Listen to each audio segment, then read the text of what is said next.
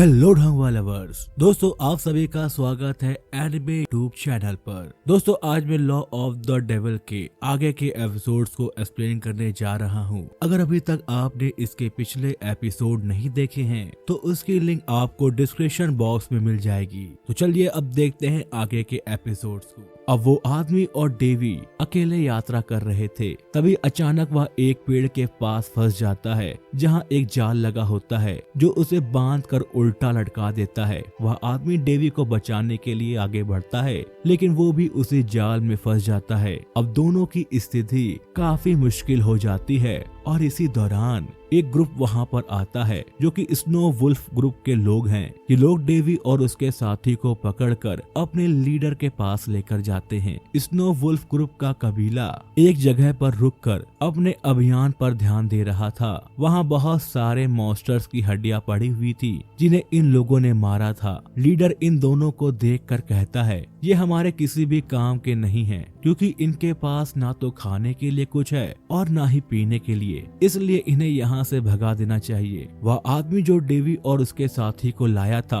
वो wolf group के batch को देखता है और लीडर को पहचानता है। वह डेवी को बताता है कि ये स्नो वुल्फ ग्रुप का लीडर है और ये लोग बहुत ही शक्तिशाली होते हैं। डेवी यह सब सुनते हुए आसपास की चीजों पर ध्यान देता है, लेकिन जब लीडर कहता है कि उन्हें यहाँ से भगा दो तो डेवी यह कहता है कि शायद हम एक दूसरे के काम आ सकते हैं। वुल्फ ग्रुप का एक सदस्य डेवी से हंसते हुए कहता है कि वह उनके किसी काम का नहीं हो सकता। इस पर डेवी अपनी फायर मैजिक पावर से उस आदमी के हाथ से खाना गिरा देता है। ये देखकर सभी लोग काफी हैरान होते हैं कि इतनी छोटी उम्र में डेवी के पास इतनी शक्तिशाली फायर मैजिक पावर है। इसके बाद डेवी अपने साथी और लीडर से कहता है कि यहाँ की लोकेशन देखकर वह समझ चुका है कि वे भी अच्छी हालत में नहीं हैं और हम दोनों ही परेशान हैं, तो इसका समाधान भी हम दोनों को ही मिलकर करना पड़ेगा। यह सुनकर लीडर काफी हैरान होता है और डेवी और उस आदमी को अपने कैंप में ले जाता है।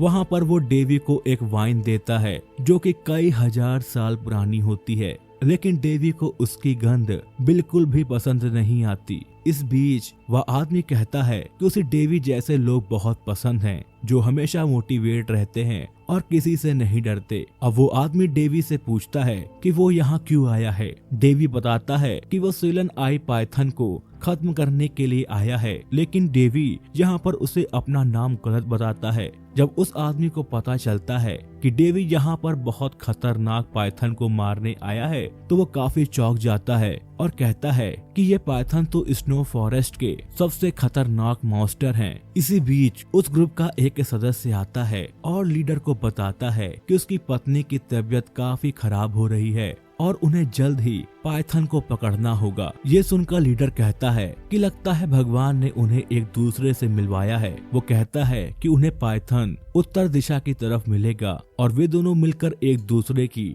मदद कर सकते हैं, जिस पर डेवी भी सहमत हो जाता है। यहाँ पर आदमी अपनी दो शर्तें बताता है। पहली शर्त यह होती है कि उन्हें एक खतरनाक लेक पार करनी होगी जहाँ बहुत सारे खतरे हो सकते हैं, और यदि वहाँ पर कुछ अनहोनी होती है तो डेवी को उनकी मदद करनी होगी। डेवी बिना किसी हिचकिचाहट के अपनी सहमति देता है। दूसरी शर्त के रूप में वह आदमी डेवी को स्नो फॉरेस्ट का नक्शा देता है जिसे उसने 20 साल में तैयार किया है। वह डेवी को बताता है कि वह अब रिटायर होने वाला है, लेकिन वह चाहता है कि डेवी इस ग्रुप को संभाले, क्योंकि यहाँ कोई भी ऐसा नहीं है जो कि इनका सही तरीके से नेतृत्व कर सके। इस पर डेवी अपनी सहमति देता है और फिर सीन यहाँ से शिफ्ट होता है। अब हम डेवी और उसके ग्रुप को फिर से यात्रा करता हुआ देखते हैं। अगले दिन वे एक जमी हुई लेक के पास पहुंचते हैं जो समुद्र जैसी बड़ी और खतरनाक दिखती है। डेवी यहाँ पर उस लेक की सुंदरता की तारीफ करता है, जबकि ग्रुप का लीडर बताता है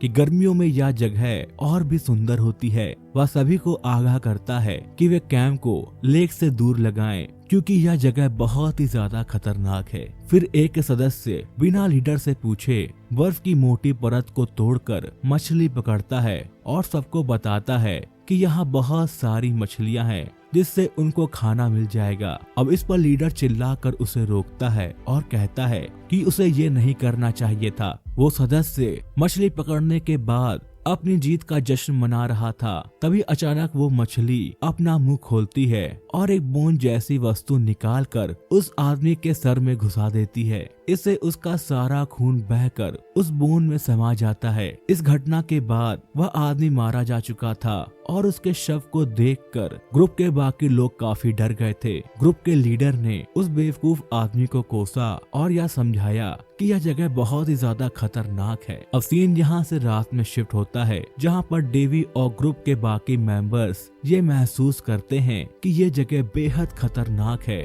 और यहाँ भी और भी तरह तरह के खतरे हो सकते हैं। डेवी अकेले ही इन खतरों को महसूस करता है और उस पर विचार करता है। तभी सेमल की आवाज आती है जो डेवी से कहती है कि यह जगह उसे जानी पहचानी लग रही है। इस पर डेवी हैरान होता है क्योंकि वो जानता था कि सेमल की कॉन्शियसनेस तो पेंटिंग में बंद थी, फिर वो कैसे यहाँ आ सकती है। इस पर सेमल उसे बताती है कि वो यहाँ नहीं आई है बल्कि शायद कोई और आई हो। इसी दौरान ग्रुप के बाकी लोग खतरे से निपटने के लिए रात को जागकर पेट्रोलिंग करते हैं ताकि अगर कोई मॉन्स्टर हमला करे तो उसे रोका जा सके। ग्रुप का एक मेंबर जो टॉयलेट के लिए रुका था, जब वो बाकी मेंबर्स के पास जाता है तो वो देखता है कि सभी लोग मरे हुए पड़े हैं और किसी अजीब तरह के फॉग में छुपे हुए हैं। तभी उसे एक और ग्रुप का मेंबर दिखाई देता है जिसकी आंखें चमक रही थी और वो बहुत ही डरावना दिख रहा था। ये सदस्य उस पर हमला करता है और वह आदमी मारा जाता है। सुबह होने पर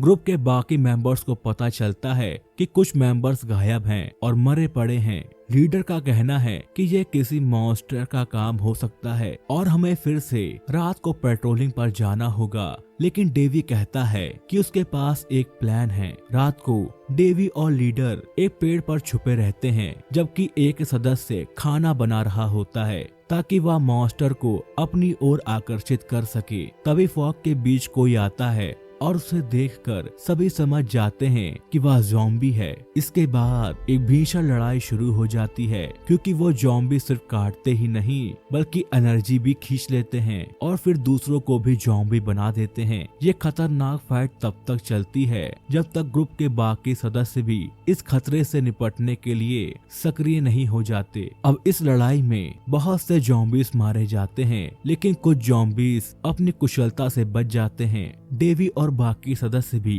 इन ज़ॉम्बीज से लड़ने में मदद कर रहे हैं। लंबी लड़ाई के बाद सभी ज़ॉम्बीज मर जाते हैं लेकिन ग्रुप के कुछ सदस्य मानसिक रूप से थक चुके थे। तभी उन्हें एक रहस्यमयी लड़की की रोशनी दिखाई देती है जो कि एक जलपरी है। वह अपनी आवाज से सभी को आकर्षित करती है जिसकी वजह से वे अपना नियंत्रण खो देते हैं और ज़ॉम्बीज जैसा व्यवहार करने लगते हैं। डेवी जैसे तैसे अपने आप को होश में लाता है और बाकी लोगों को चेतावनी देने की कोशिश करता है लेकिन वे सब उसकी बात नहीं सुनते और उसी दिशा में बढ़ते चले जाते हैं। अब वे सभी एक बर्फीली झील में गिरने लगते हैं जो अब जमी हुई नहीं थी और धीरे धीरे वे सभी ज़ॉम्बीज बनकर बाहर निकलने लगते हैं। उसी समय वहां पर सेमल आती है और उन पर हमला करके उन्हें रोक लेती है और उन ज़ॉम्बीज को मार डालती है। अब यहाँ पर जलपरी भी अपनी पावर खो देती है और झील में वापस गिर जाती है।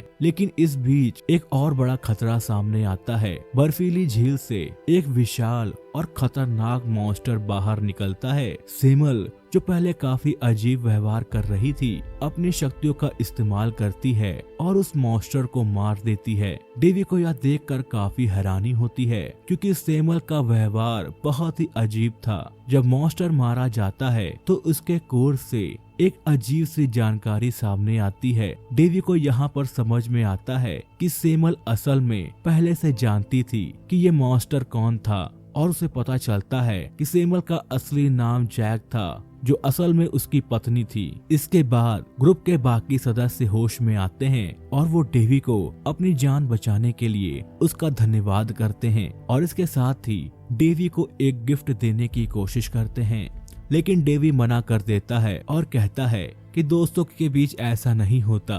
लेकिन फिर भी वो उसे जबरदस्ती गिफ्ट दे देते हैं। डेवी को यहाँ पर पता चलता है कि उसने जिस मॉन्स्टर को मारा था वो असल में सीलन आई पाइथन था और इससे वो काफी ज्यादा हैरान होता है। वो थोड़ा सा खुश भी था और इसी के साथ ये एपिसोड यहीं पर खत्म हो जाता है। तो दोस्तों अगर आपको मेरे द्वारा की गई एक्सप्लेनेशन पसंद आई है तो वीडियो को लाइक और चैनल को सब्सक्राइब करना बिल्कुल भी मत भूलिएगा। अब मिलूंगा आपसे अगली वीडियो में, तब तक के लिए tata bye bye and take care.